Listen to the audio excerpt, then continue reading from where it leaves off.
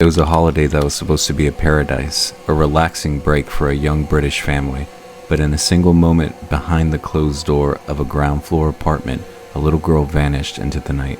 Her name was Madeleine McCann, and her disappearance would become the most heavily reported missing person case in modern history, a mystery that remains unsolved to this day.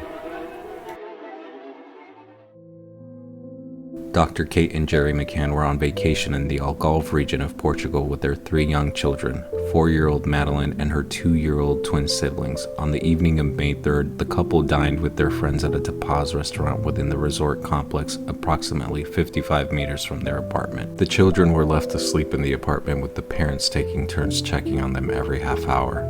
This practice, known as listening in, was common within their group. At around 10 p.m., it was Kate McCann's turn to check. She approached the apartment and found the door unlocked. The window to the children's bedroom was open, the shutter forced up, and Madeleine was gone.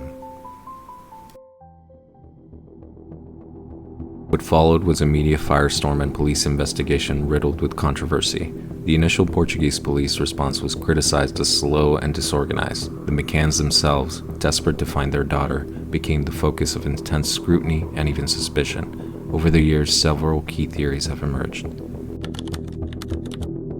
The prevailing theory is that Madeleine was abducted by a stranger, perhaps someone who had been casing the resort, saw the routine of the parents, and seized the opportunity. This is a theory the McCanns and British police have always supported.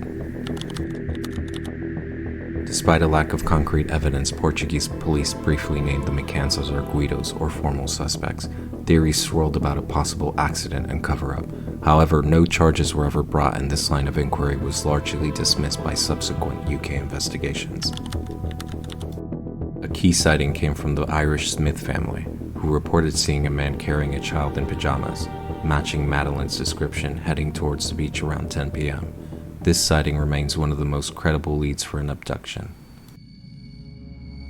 For over a decade, the case grew cold, a haunting open wound. Then in 2020, a seismic shift occurred. German prosecutors announced they were investigating a new prime suspect, Christian Bruckner, a German national and convicted sex offender. Bruckner was known to have lived in the Algarve region between 1995 and 2007, committing petty crimes and burglaries.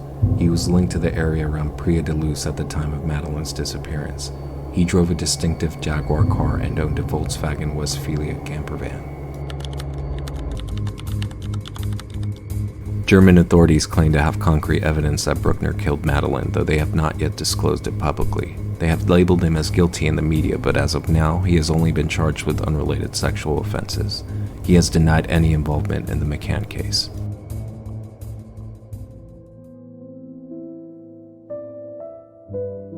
So, where does this case stand today? Madeleine McCann would be a young woman over 20 years old. The investigation Operation Grange, funded by the British government, remains open but scaled back.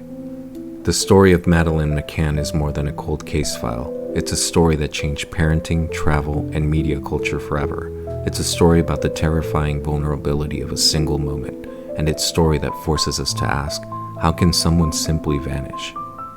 What do you think happened to Madeleine McCann? Do you believe the German investigation will finally bring answers? Share your thoughts in the comments below. If you have any information, no matter how small, you can contact the Find Madeleine campaign via their official website. Thank you for watching. If you found this dive into one of history's most perplexing mysteries compelling, please like this video, subscribe to the channel, and hit the bell icon for more content. Until next time.